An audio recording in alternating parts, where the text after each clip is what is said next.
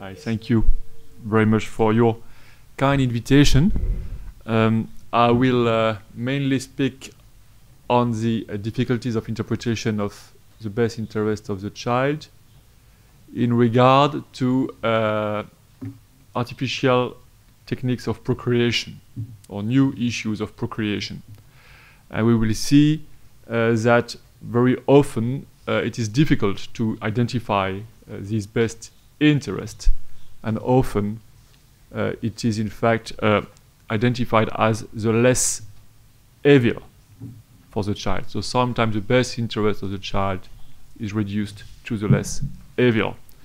We often see the difficulties to identify this best interest. The best interest of the child is used as a kind of ultimate criteria for ruling cases dealing with relationship between child and adults. But it is also a criteria that is very difficult to predict. So the notion of the best interest of the child is a very central notion, very just notion in terms of natural law. But when applied in positive law, it is quite difficult to assess it, especially when the debates are deeply influenced by anthropological, conflictual visions of the human being. So today, this notion of the best interest of the child is used both ways to protect natural family, but also to grant rights to unnatural families, we could say, or unnatural ways of procreation, or adults. To grant rights to adults who obtain children through unnatural ways, or who do not want having children through abortion. So I will show you some examples on how it is difficult, speaking with the best interest of the child after birth, then secondly before birth, and then lastly in general.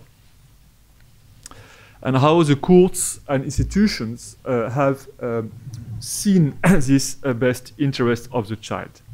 So first, the best interest of the child after birth. As I said, it is a central notion, but it may lead to visibly contradictory applications. This is all the more visible in the case law of the European Court of Human Rights, in that it applies a wide margin of appreciation to states in their assessment of the best interest of the child, depending on the fact. It may depend on the factual circumstances of each case, which are to be better appreciated by the national authorities. To illustrate those kind of contradictions, we can see one contradiction in two recent judgments of the European Court of Human Rights. In the 2016 judgment, Mandé versus France, and the 2018 judgment, Froelich versus Germany. In the former case, the court found that the child's best interest was not, I quote, so much where he saw it. So the court said the child's interest was not where the child saw it, even though he had objected in vain the paternity of his legal father be withdrawn for the benefit of his biological father. So in one case, a child refused to see the paternity of his legal father rejected in favor of his biological father. So the court considered that it was better for the child to have his biological father recognized as his father. However, the child refused that in vain.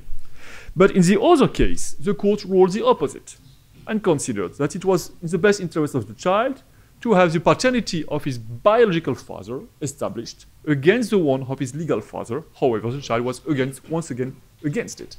So we have a clear contradiction on the level of principles on how the court assesses the best interest of the child. We have two similar situations.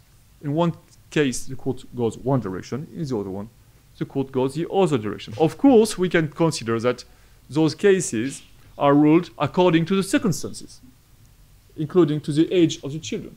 If the children is younger, maybe his interest could be different. However, we can see that there is no matter of principle for the Court of Strasbourg regarding the fact to have its filiation established with his biological father or his legal father. There is no preference as a matter of principle. In a little more hypocritical way, the best interest of the child is also currently invoked in Strasbourg by the adults against the children. In one case, 2 women have conceived a child through artificial procreation with anonymous gamete donator. And the 2 women have proceeded to a kind of mutual surrogacy practice within the couple. The one conceived the child and the other one gave birth to the same child with sperm donation. And those 2 women now argue against Germany in the Court of Strasbourg, and they pretend that it would be in the best interest of the child that the 2 women be recognized as mother. So for this kind of case brought through by artificial procreation techniques, it becomes quite difficult once the child is conceived or birth to assess what is his best interest. We could say that his best interest would have been from the beginning not to be conceived this way.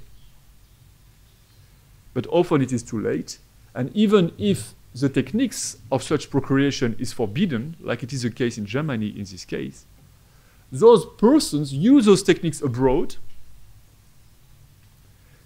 conceive a child that way against the best interest of the child. There is no interest for anyone to be conceived without father. And then come back home and invoke the best interest of the child, but in fact, in order to gain a right on the child recognized by the state. So the adults use the best interest of the child, they oppose it to the state and say, you must give me parental rights on the child. So you will use the best interest of the child to get adult rights on the child. And it is very difficult once, of course, the case exists, once there is a kind of fait accompli. And this is why often, for the judges, the best interest of the child turns into the question of what is the lesser evil for the child.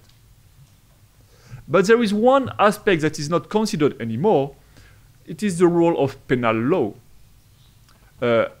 In this kind of situation, we could wonder, what kind of action the state may take to prevent or to limit the consequences of such kind of procreation.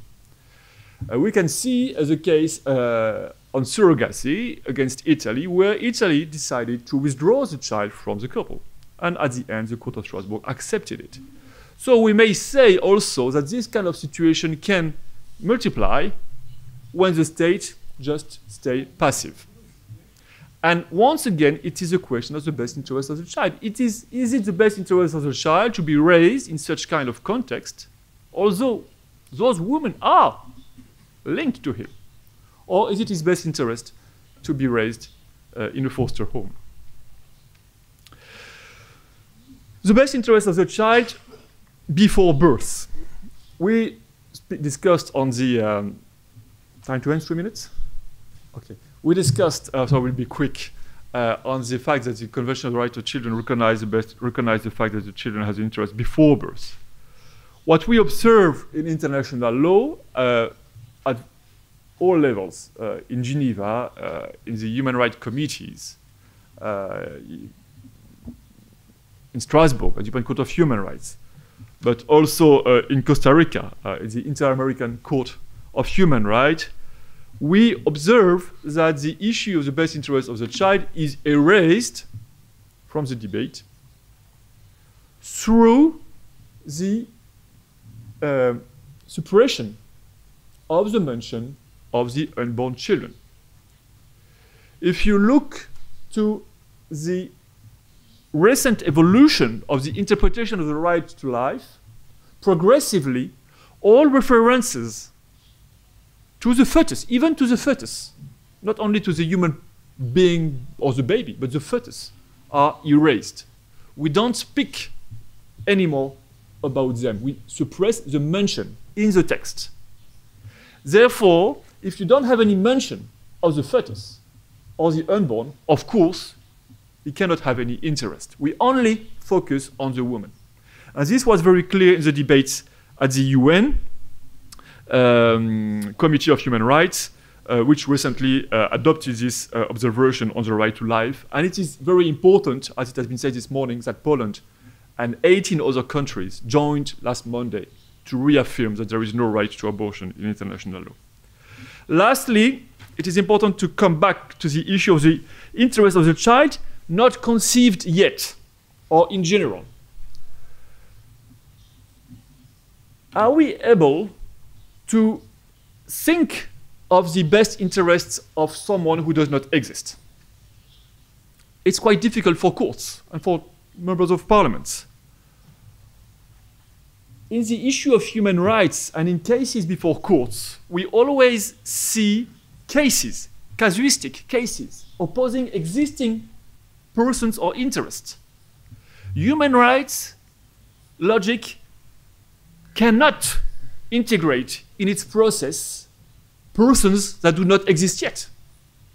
The general interest in the human rights system is not seen as a good in itself. To be clear, when you look to the equation of human rights, it is the individual interest, which is good by definition, against the collective interest, which are limitations to the individual interest. So all the collective interests, health, morality, and so on, security, are seen as something that limits individual interest. So they are seen as something negative. It's very difficult to say that we want, through human rights, to protect those negative things that limit individual freedom.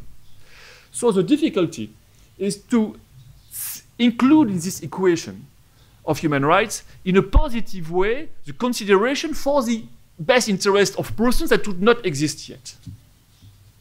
And what are those persons that do not exist yet? It is, in fact, the future generations. So human rights, through the UNESCO, try to reintegrate this vision of the future generations. And maybe it is through this consideration for the interests of the future generations that we can promote and protect the protection of the best interest of the child to come, the future children. And this, we succeed in some extent to introduce this reference in the case law of Strasbourg, in the case Paradiso and Campanelli against Italy, the case law on surrogacy, where the Grand Chamber of the Court of Strasbourg at the end accepted that Italy and any states may, in regard to the best interest of the children in general, regulate and limit use of some techniques of procreation. And the court accepted that in regard of the best interest of children in general, that Italy withdrawn the child from the house of the two persons who bought him in Russia. So I would just say that for our vision and use of human rights, we shall try to reintegrate the best interest of children in general through the mean of the best interest of the future generations. Thank you very much.